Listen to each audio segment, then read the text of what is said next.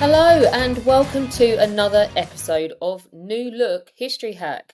Thank you for joining us. We obviously haven't managed to offend you that much so far if you've returned to hear us again. If this is your first episode, buckle up because it might be different to what you're used to. We have a brand new website for you to go and look at. It is at www.historyhack.co.uk. You will find bios, info, merch up there designed by our favourite beardy weirdo cartoonist, Steve Smith. And you can put in requests as well and he'll do them for you. If you like the podcast, you can show us your appreciation by giving us a shiny 5-star review on Apple so more people see us. Basically, this is how their charts work. And unless people go in there and give you good reviews and actually write something, like we don't care what you write, you can just write, hello, I am Hitler and I escaped the bunker. We don't care. It will bump us up their list, which is what we'd really like to happen. If you feel like sustaining us with a one-off nod to say thanks on Ko-fi, you can go to ko-fi.com, that's ko-fi.com/historyhack. And if you really like us and want to become a Patreon supporter, we've changed the way we do our tiers, and there's lots of new incentives and free content heading your way. You go to www.patreon.com/history hack. And with that, that's our new intro, business stuff to get out the way, which I've completely liberated from other podcasts who are doing very well. Alina, who have we got with us today? I'm really excited. I say this every time I'm really excited, but I'm really genuinely, truly excited about today's guest. I don't think anyone's going to be surprised, to be honest. Well, exactly. This guest is frigging awesome. So we have with us Claire Malley, who's an award-winning public historian, author and broadcaster. She primarily focuses on the female experiences during the Second World War. She's written books like The Spy Who Loved and The Women Who Flew for Hitler. But she's here to talk to us about her new book, Agent Zoe, the untold story of the fearless Second World War resistance fighter, Elżbieta Zawadzka. Hi, Claire. And you can said her name right. Well done. Takes a poll. Fantastic. Oh dear, it's okay. Just call her Zoe. Or in England, she was known as Elizabeth Watson. Did you not think when you decided to go for Polish people that this might be an issue for your readers? But, hey, I've only done 2 Polish women out of 5 women altogether, and a lot of men. So it's just that I'm drawn to the stories. I mean, Poland has got this rich seam of pretty untold over here, certainly, female stories from the war, and I they really deserve to be known. And we've got a built-in translator with Alina as well, so yay! But to be honest, I was going to put this question towards the end, but you've kind of brought it up now, so I'm going to switch our questions around a little bit. And I'm going to start with, how did you come across Zoe? Because there's a book written about her in Polish. There is like little subtitly bits here and there on a website, or if you look up famous Polish women, there's like 3 or 4 lines written about her, but her story is so much more exciting. How did you come across her in the first place? Can I add something to that as well? The title, jump. Agent Zoe, because I know you've taken some crap for it about her. I have a friend who's been following me on social media. Yeah, he's pretty angry. The book's not published yet, but he's published a cover of it with fake stamped all over it. He wasn't officially an agent. I think you'll find is your. You're wrong, Claire. Yeah, can we? Okay, 2 questions as well. Yeah.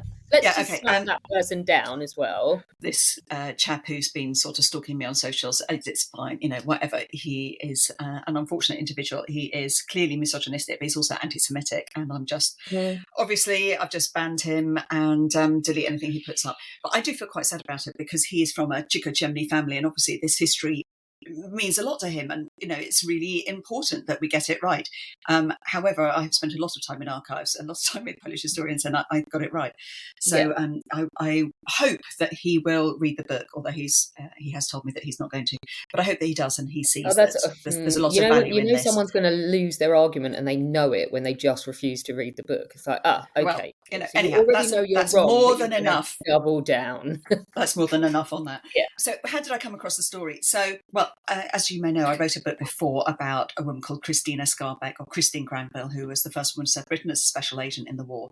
And she was Polish-born. She died a British citizen. And as a result of that, I got invited to a very nice party at the Polish embassy. And while I was there, I met various people, but I met a couple of veterans of the Second World War who are both female, absolutely fantastic women. I'm sure, Alina, you'll know both of them. Sadly, very sadly, neither of them are with us today. So the first one is she's a very short lady. She looked very unprepossessing. My mum was there as well. My mum's in her 90s there, and they got on like a house on fire. They were both in their 80s at the time, talking about their different wartime experiences. My mum lived in London through the war, but this woman was Hanna Chornocka, and she had served as a messenger during the Warsaw Uprising when she was a 16-year-old. She had gone out to try and find medical supplies, and she'd got 10 bottles of methylated spirits on her back, and she was bringing them back so they could be used as antiseptic in various sort of field hospitals set up in cellars and basements across Warsaw. And so I was talking to her, and I was absolutely amazed by her courage, and her stories were fantastic.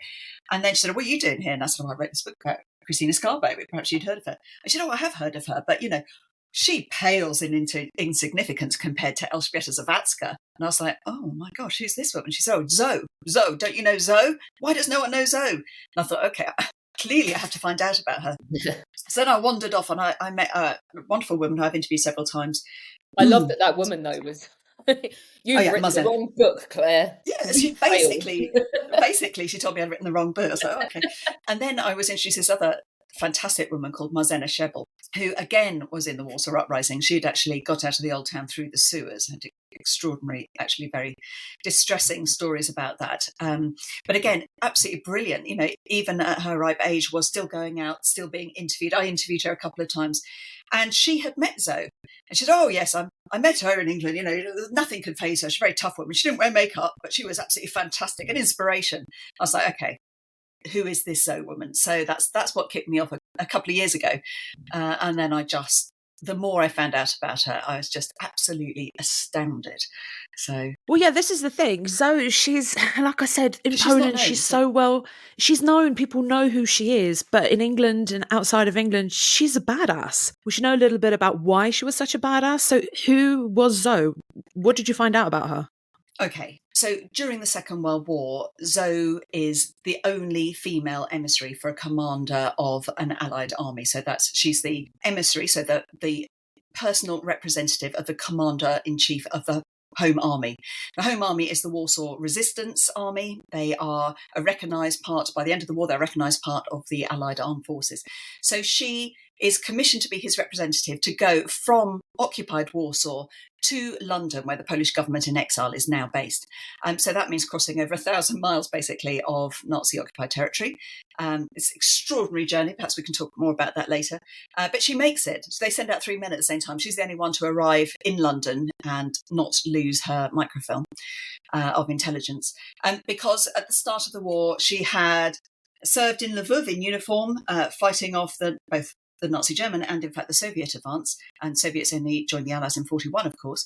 And then she had set up a resistance network. Then she gets commissioned to go to London. She's the only woman that gets to London from occupied Warsaw.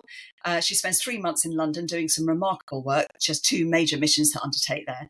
And then she is the only woman to parachute from Britain to occupied Poland, so back behind enemy lines.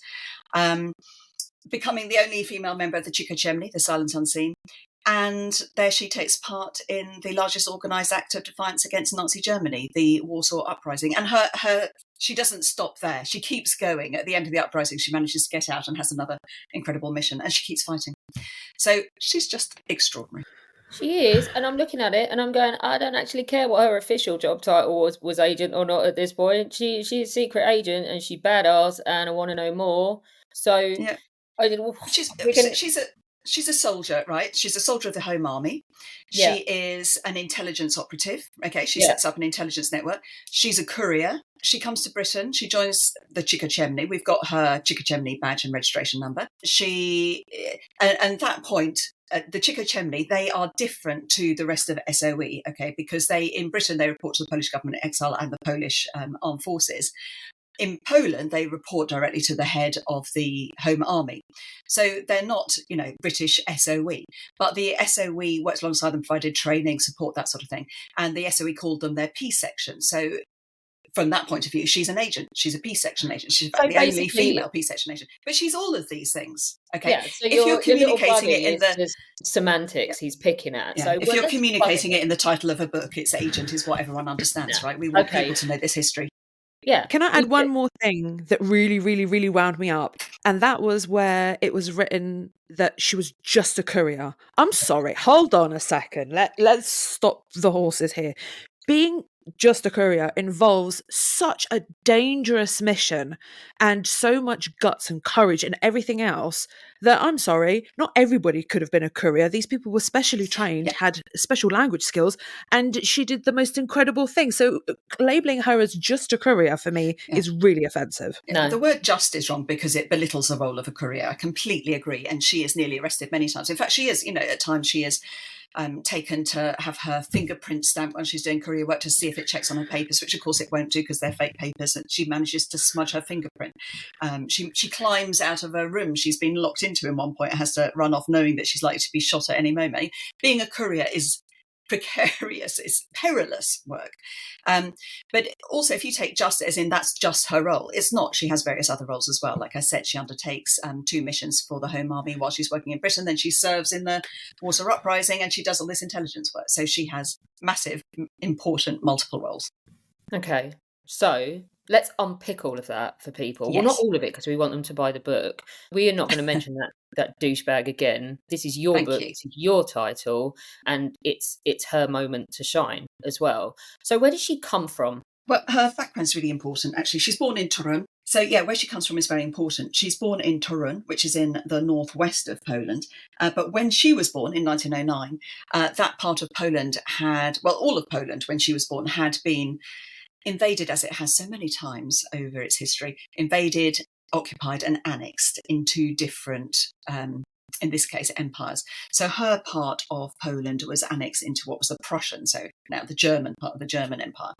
And so that was very restrictive. The Polish language was banned.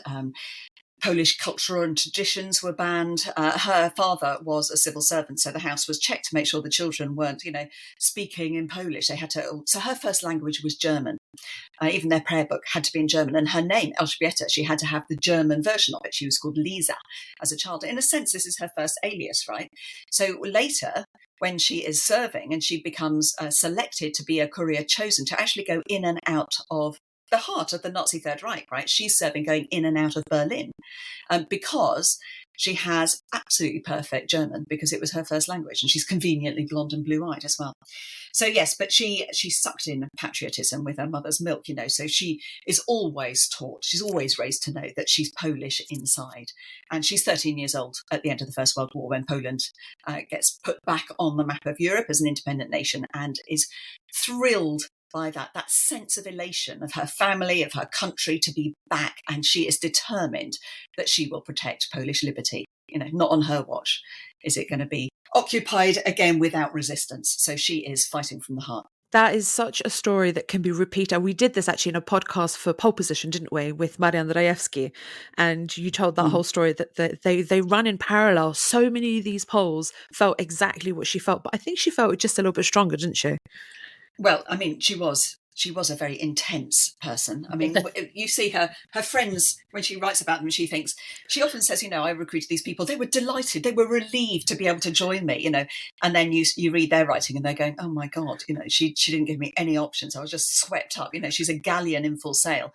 But of course, she sees herself as a soldier. She sees herself as commanding these groups. And if she happened to have been born a man, she would have been a soldier commanding these groups, just because they're women. In her regard, they are soldiers and they serve with those conditions. So yeah, she's just very effective in her role. Can I ask, is there ever, if she's like this from the beginning and she's this intense from the beginning, is there ever a semblance with her, I'm guessing what the answer is going to be, that she has limitations as a girl? She definitely has vulnerabilities. So she's terrified of heights. And this is not good. Later in the war, she has to evade the Gestapo by jumping from a moving train. She's absolutely terrified about it. But she's run out of options. She's spent 24 hours trying to dodge them. But yeah, and she sees. She goes down the corridor. She leaves her bag on her seat, goes down the corridor. This is just one minor episode, but anyhow, as if she's going to the loos. And then she looks out and she can see from the window, she can see the telegraph poles whizzing past. She's ugly hell, But she decides the more terrifying thing, even than that, is the fear that she may betray her colleagues under brutal interrogation when they finally choose to arrest her. So she she surmounts that fear, and she leaps from the train. It's pretty grim, but she does it. And then later, of course, she has to do parachute training, parachute jumping. Yes, she's the only person to parachute to Poland in a dress. She's the only woman. She parachuted down in a blue silk dress. But she's one of many people to parachute in with her legs all bandaged up, because a load of them had very hard landings, and she sprained her ankle. So she's got bandages up her legs, but she bloody does it. So I mean, that's real courage, isn't it? She does have fears, she does have vulnerabilities, but she still goes on. Well, let's come back to her early service, because I mean, however much Alex and I are etching to get on to talk a little bit more about the World War II and some of the craziest things that she's done. What is her early service like? Where does she see the outbreak of the Second World War? So she has, when she goes to university, she does maths. She actually works alongside the Marian Rejewski is in her class, and he actually, they work alongside each other. So he is one of the mathematicians, one of the lead mathematicians who broke the Enigma code, and later worked with Alan Turing for a while in France. So she's a brilliant mathematician. But while she's at university, she also joins this thing called the PWK, which is the Polish acronym for the Women's Military Auxiliary. So these are not part of the official Polish armed forces, but they're a uniformed voluntary auxiliary. So I guess the closest would be the Fannies in Britain, the First Aid Nursing Yeomanry. So she becomes a commander in that. She's running training camps for women. I mean, it's really liberating for them, because there's not much team sports even for women at this point, and they're taught to swim, to ride a horse, to ride a bike, to ride a motorbike, to drive a car, to fire a gun, weaponry, medicines, wireless transmitting. So they become quite highly trained. So she is in uniform when Germany invades on the 1st of September 1939, and she is delegated to go to Lvov. So she takes her unit with her. She actually requisitions a municipal bus. They're throwing out broken glass and nails and things behind to try and slow the German advance as they come in. And she has this, I won't do all the stories. It's an incredible journey. She eventually, there's burning bridges that their poles are blowing up. She's the last one to cross. They're being fired at by Stukas. These machine guns come shooting down at them. It's all going on. And eventually she gets to Lvov, and her role there, she is part of the units there, supporting the units that are trying to keep a corridor open to get the Polish armed forces out south to Romania. Because as soon on the 17th of September, when the Soviets invade as well, Poland knows it's not going to be able to fight effectively on two fronts at the same time. So they decide, instead of capitulating, they get their government out, their treasury, some of their greatest artworks, and they get out 35,000 troops. And to do that, they have to go through this corridor, through Lvov and down. So she is, ripping up paving slabs with her bare hands to help build barricades. She is taking shells, a nice juicy target in a little jeep, taking shells to the batteries. She is helping to supply the machine gun nests, the anti-aircraft defences, and she is making petrol bombs in the basement of a sports hall. In fact, while I was doing my research on that, I went off for lunch and put on Radio 4, and there were women in the basement of a sports hall making petrol bombs against another Russian advance going into Lvov. It was an extraordinary echo. It just shows how resonant some of this history is. Anyhow, and she serves in Lvov there in uniform. But this we shouldn't spend too long on it, because this is just the first 3 weeks of her war. It's the work that makes her legendary is the work she undertakes in the resistance, when she has to chuck a uniform away and work in a nylon blouse. Or I don't know if they had nylon then, but in a blouse and skirt. So. Okay, so let's move on to that stuff then, because I'm sure that's what everyone wants to hear, and then we'll leave them hanging with the best bit at the end, so they have to go and buy the book. Suckers! But, it's all best bits. It's all best bits, Alex. yeah, it doesn't sound like it's going to be a dull episode anyway. So you've already mentioned a couple of times she's the only woman to do this. She's the only woman to do that. How does she make the transition? Because it's obviously not a normal transition, because no other person with female bits has done it. So how is she singled out, and how do they move her over to this stuff, or does she force her way into it? And I guess then they're establishing her role as she goes, aren't they? They are. I mean, so the resistance, it sets up very fast. Initially, it's a lot of independent resistance groups that then become united into the Home Army, which takes some time under Stefan Revetsky. And right from the start, actually, there are thousands of women who volunteer to serve. And a lot of the people that Zoe works with first, setting up her intelligence network, were previously in the same armed women's military auxiliary that she was in. But a lot of them aren't. You have to sort of remember, you guys probably know this better than most, but in Britain, we had a home front and then there was a front line and it was in a different place. Okay. In Poland, the home front is immediately the front line. So you get women who want to protect their families, want to protect their homes, want to protect their country, feel as passionately patriotically as Zoe does, and who volunteer to serve because immediately they are under occupation. And the women, women have this superpower of being overlooked. And so the women are employed as clerks and typists in the German occupational authorities' offices. They're washing uniforms, they're baking bread, they can see the changing garrison orders, and they can bring all this information together. So literally thousands of women very early on join the resistance. They're working as messengers. I think the day-to-day functioning of the Home Army wouldn't have happened without women's service very early on, because the majority of the men, of course, have got out as well, or men of conscription age, I should say. So there are lots of women, but Zoe is just incredibly effective. So she sets up her intelligence network that does extraordinary work. That the information they provide is of no use to anyone unless it can be got to the Home Army headquarters and out to the Allies. So she undertakes to do that role. She knows it's very dangerous. She's not going to ask someone to do something that she won't do herself. So that's when she becomes a very important resistance courier. And then, because initially the courier routes went through France, but after the fall of France, they need to find new routes out. And that's when they start, because she's totally fluent in German and she knows all the cultural traditions. She's not going to get tripped up on anything. She is then deployed to go in and out of Berlin, which sounds absolutely mad. She's taking intelligence, very important military intelligence, on microfilm usually, but also hidden. We've got her clothes brush with the back comes off it, and the shaft of a key. She could hide intelligence in a key, microfilm wound around the shaft of it, and then put the key back together. She hid them in all sorts of things, cigarette lighter, all sorts of things. Anyhow, she was being sent into Berlin because there were still some friendly embassies there who would then be able to get this information out in the diplomatic post.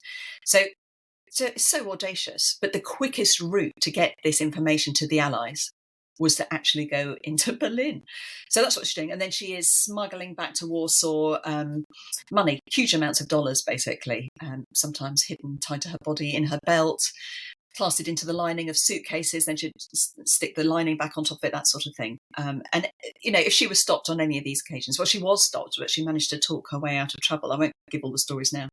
But she knew she could be shot at any moment, or probably brutally interrogated to find out what she knew, and then sent to a camp or shot. So but this is her initial. Sorry, out of curiosity, just to cut you off. Sorry, apologies for cutting you off. Because you've spoken that there's different types of routes. In my mind, is there a way for you to give us a sort of comparison of what the two routes would have looked like? So, for example, one into Berlin and then one into France. Do you know, I would make a terrible special agent because I don't have a very good sense of geography. I have put maps in the book, however, so anyone interested can have a good look at those. But so initially the route would go out into France, sometimes through Switzerland, but of course after the fall of France that was written off. You're a fantastic author with a fantastic team who have put the maps in the book. We all have our own skills, right? Yeah. So they had routes going up into Scandinavia. So Jan Novak, for example, hides on boats, hides under the coal in boats. He's one of her mates.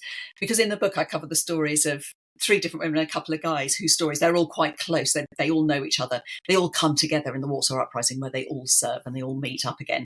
But they're all friends who've got different sort of roles through the war, different romances going on. It's just this wonderful set of characters. So yes, and then the route into Berlin was straight to the embassies to go out to get stuff out through the diplomatic post. Can I ask a stupid question? Again, I think I know what the answer might be. So she's in her 30s going towards her 40s throughout the Second World War. Had she ever married and had children or anything? Or is she single?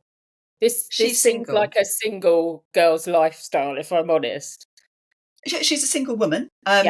In her group of friends, we have, they're all very fantastic. We've got Dr. Sophia Franio. She's wonderful. She is a medical doctor. She hides Jews in her apartment. She helps, but also she's head of the female sapper teams and the groups that are known as the bombs. So she sets up women's sabotage cells, 5 women in a cell, and blows up train tracks. And then we have Amelia Malessa, who's Zoe's boss for a while, and then her very close friend. And Amelia's incredibly glamorous and has constantly got men hanging out around her, and she marries various people. She marries a partisan leader, and on their wedding night, he throws an elk hide on the ground, and they sleep on that together, but it's absolutely freezing. She wakes up in the middle of the night and she sees a belt of stars above her, so she turns her head to look at the stars, thinking how romantic, but she can't actually move her head because her hair is frozen to the ground. She's just stuck there. So it got all these fantastic characters, but Zoe herself didn't have any boyfriend, didn't ever marry. No, she does have a lot of male friends and female friends as well. She has some very close friends, but yes, there isn't marriage in there. No, I think I just got that vibe from the beginning. If you're saying she's so intense, and then obviously when the war starts, and she just got other things to do. Yeah, I mean, she's very focused on her mission. Yeah, and she has. Sometimes, I get asked, she didn't marry, so she wasn't really fulfilled. You think, oh no, she had a deeply fulfilled life through her work, and her achievements are extraordinary. Yeah. So yes, she's achievements you can't do if you're like, I just need to find someone to watch the kids while I parachute into Berlin. Some of these women did have kids, and some of them, used a cover as being a mother. That happened too. At the end of her life, one of the last interviews, she's asked about this, and she said, well, sometimes if I'd have had children, I'd have had a lot of them. And she, later on, well, anyhow, I don't want to give too much away, but she sort of says that would have been a nice alternate route as well, but it's quite clear she has no regrets about it, and she's very satisfied with her own life story. I think you and I, Alex, this is going to be our way forward. We should just start being SOE agents. I think we've got no kids, we might as well. Yeah, is that a double bluff? You're already in cats and dogs. I don't know. Oh, yeah. If I'm half an hour late with a feed on these two monsters, you'd think the world was ending. You can parachute with them. They were eating them. So, oh no, don't tell her those things. And the British, a lot of British destroyed their animals, their pets, very early on in the war because they feared they wouldn't be able to look after them. So pets don't have a great time in the war either, do they? Anyhow, look, we've talked a little bit. This thing I want to leave tidbits for our listeners to come back to, because there is plenty. We don't want to tell them everything, even though I want to know everything. I'm going to skip a little bit forward because I want to talk about her British experience and what happens when she gets to Britain. What is life like for her there compared to occupied Warsaw, Berlin? I mean, life in the UK must be completely different. Yeah, well, I mean, the conditions are very hard in occupied Europe. There isn't enough food. There's certainly not. People are being rounded up. People have to make way for German officers on the pavement. They have to step down or they're in risk of being beaten, shot. Everyone is malnourished. Conditions are absolutely appalling. Her sister has been arrested. She's sent to Ravensbrück. I won't tell you her story. She's got a remarkable war story as well. Her brother is sent to Auschwitz. Her parents have been arrested. It's absolutely horrendous. She gets eventually, she has this, I won't tell the stories of crossing Europe, but that just makes me love her. She's just incredible. She eventually ends up in Liverpool and now that's really grim. As if she hasn't suffered enough. I love Liverpool. God, the Tate Gallery, absolutely brilliant out there. So she gets a train down. She arrives on the 1st of May, actually. So it's beautiful. It's the start of spring. There's deers in the wood that run by the train. There's birdsong. It's all absolutely lovely. She gets to London. She's interrogated first by MI6, in fact. And although the interrogation report is very slender, the officer notes in there she was rather reluctant to pass information on to me because, of course, she wants to give her information to the Poles, first of all. She does then give her information to the Poles. Then she, of course, shares it with the Brits, who are allies. And that's all this incredible stash of information that she's brought in on microfilm. But also her own knowledge and experience is very valuable. And SOE recommend her for honours. But then she has to start working. She's got these two missions. She has to start working with the Poles in London. And she absolutely loves London. When there's an air raid warning, she loves the fact that people aren't running; they're walking very calmly to the shelters. And when she gets out, she sees a policeman still on his, a milkman still on his rounds. She's very impressed by all of this. But the Poles, and I've got to say the British officers, don't really know how to relate to her. So one of them, this fabulous guy, Kazimierz Bilski, who's known by the codename of Rum because he likes to tipple. he's absolutely fantastic. I managed to get in touch with his son, who had all of his papers in a green box in his attic. It's one of those total bingo moments. Very kindly shared stuff with me. And he has got the most fabulous turn of phrase. I absolutely adore Rum. He's a 1940s film star, looks very muscular man. He's trained for the Polish Special Forces and very frustrated not to be sent back yet, not to be parachuted back, but he's given all these desk jobs. And he hasn't seen service since 1940. I mean, he did serve courageously in France. He's come out on that route. He's a very brave man, but he is very frustrated. And then this woman comes. She's not even in uniform. You know, they're all in uniform, but they've got desk jobs in leafy London. She comes in and he refers to her as a captain in a skirt, rather disdainfully. So he gives her his beautiful glowing looks and expects her to fall for him. And of course, she's not interested at all. She just wants to sort out the systems that aren't working properly. And he's walking across St James's Park with her, and he's flirting with her. He produces some silk stockings, and she's just horrified because the only people wearing silk stockings in Warsaw are Gestapo officers' wives, right? If she'd have taken them back with her, it'd have been a total tell. He's got absolutely no idea of the conditions. It's not really his fault, but he has no experience of that. Whereas she is, she knows her brother may be shot at any moment, or, so it's a totally different experience. And the irony is that this woman who doesn't have legal military status, who isn't in uniform, is a soldier, a serving soldier who has all this experience. And the guys don't understand where she's coming from. So her two missions when she gets to Britain is to sort out the courier routes, because quite often messages are coming in, they're not decoding them for 24 hours, or they don't send the information back.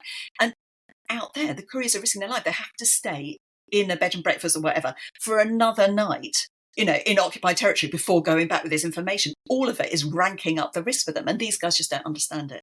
So she sorts all that out. In fact, she terrifies them so much, they write a little poem. It's Rum and his two colleagues in their unit.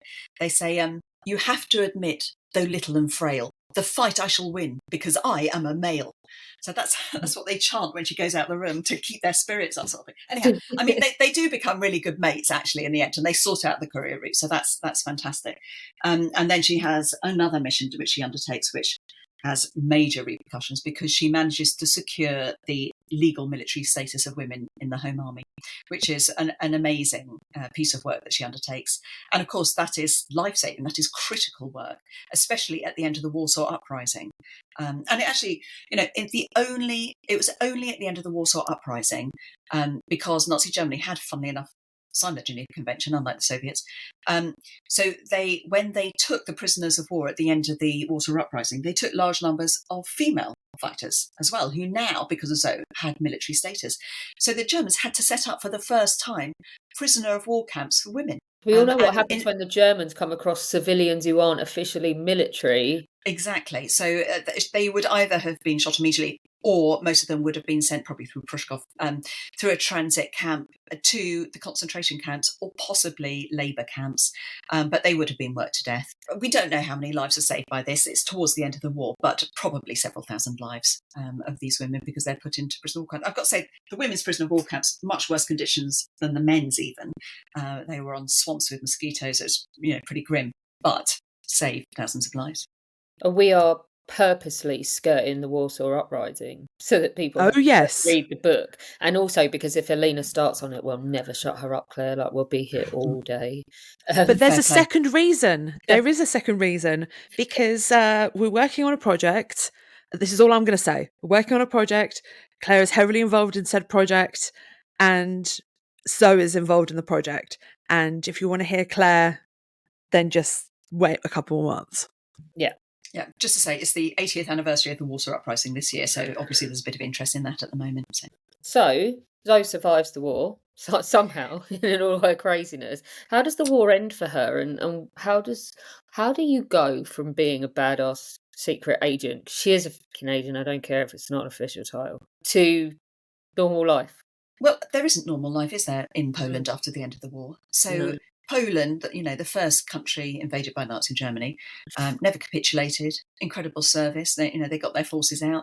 I think people probably know about the service of the Polish pilots in the Battle of Britain. You can talk about Tobruk. You can talk about Monte Cassino. Massive contribution.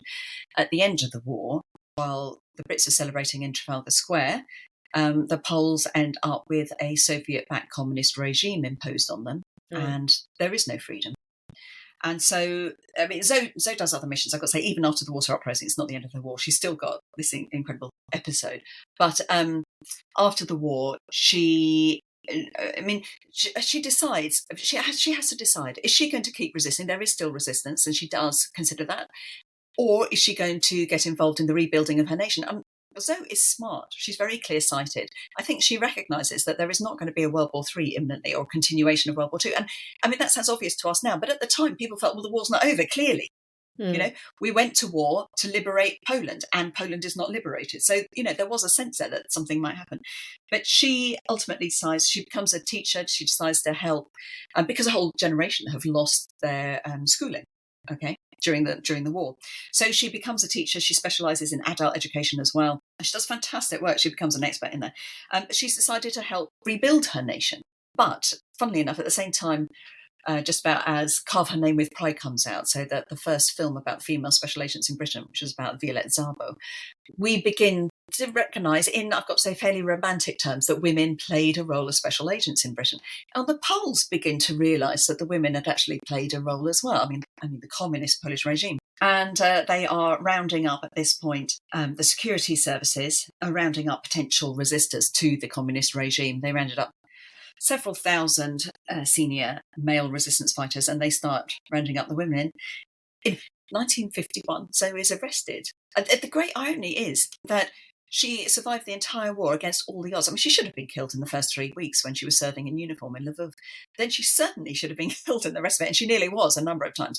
But she actually evades arrest, evades detention through the entire war, only to be arrested by the regime of Poland in the post-war period.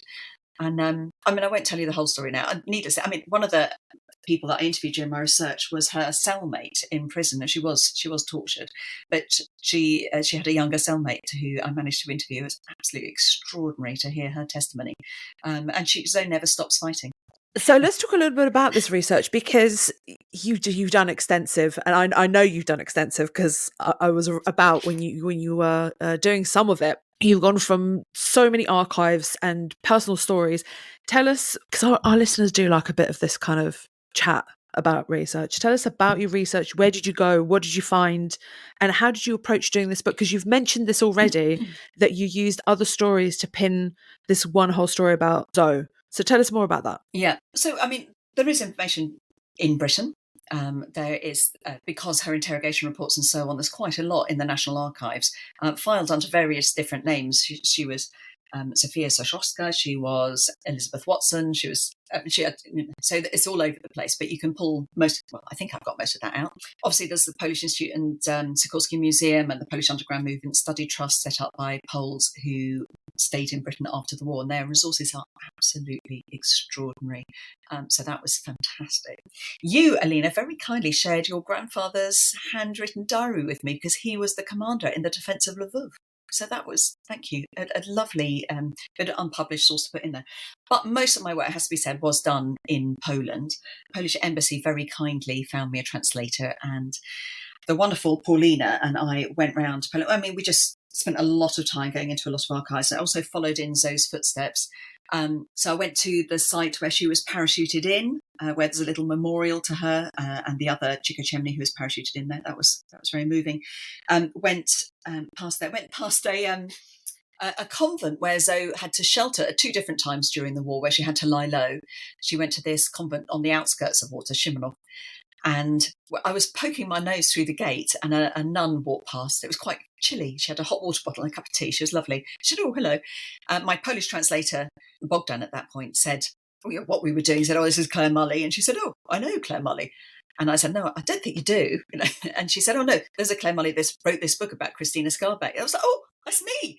So she said, "Oh, in that case, come in and have a look at our archives." And they had a private archive in there, and they introduced me to the eldest sister there, who works as their archivist, Sister Janina, who knew the nuns who had known Zoe and had all these stories. So it's a lovely bit of serendipity a lot of the time here. But I went to the big archives in Poland as well, of course. I went to, among many other places, I went to the Gdansk Second World War Museum, and I interviewed a chap there called Andrzej Dziedzimski, who later on, he was a journalist when he knew Zoe. He interviewed her as a journalist. But that was during the communist period when he couldn't actually publish his story about her, but he was interested. He was trying to collect stories for posterity, really. Later, he went on to become Lech Wałęsa's press secretary during the Solidarity and afterwards, so he's quite a big name. And so I was chatting to him, and then halfway through, he said, "Oh, do you want to hear her voice?" So, oh my gosh, yeah. And he pulled out a tape deck, Solidarity stickers all over it, and put in a tape. And there was her voice from when he'd recorded her before Poland had regained its freedom. And it was wonderful to hear her. You know, her fist was banging on the table, and she was laughing sometimes. Sometimes she sort of choked up with emotion. It was absolutely extraordinary. And then that tape, the interview stopped and it clicked, and then this martial music blared out. So I was, oh, can I just ask, what's that? And he said, oh, when he was recording her, it was still in the communist period and they weren't actually allowed to record. And he found the best tapes to put a bit of sellotape over and record on top of were the tapes of the regime, the official tapes. So this was the martial music of the regime. So he had literally recorded the testimony of a resistance fighter on top of the propaganda of the regime. It's just fantastic. So I mean, yeah, I could go on. There's so many stories, but that gives you a flavour, I think. Claire, this has been absolutely amazing. As always, it's such a pleasure to chat to you. The book is fabulous. People need to go out and buy it because I say so, and Claire says so, and Alex says so. Look, the Warsaw Uprising stuff is frigging awesome. And if you do not go and buy it and read it, because Claire is so visual and you can literally see it play out right in front of your eyes. So go out and buy this book. Claire, you've been wonderful. Thank you. Thank you very much. Thank you both. That's it from us today. Thank you very much for listening. You can get hold of Claire's new book in all good bookshops as of today. We'd prefer it if you went to bookshop.org via the link in the episode notes and used our site, because then they give us a cut, they give Claire her cut, and Amazon doesn't get anything because they've got enough money.